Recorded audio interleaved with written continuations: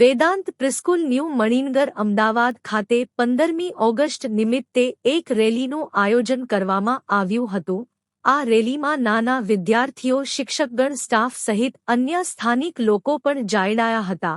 અનિમેશ જૈન, પૂનમબેન, જયાબેન અને વેદાંત પ્રિસ્કૂલના તમામ સ્ટાફે સ્થાનિક જગ્યાએ રેલી કાઢીને લોકોને મંત્રમુગ્ધ કર્યા હતા.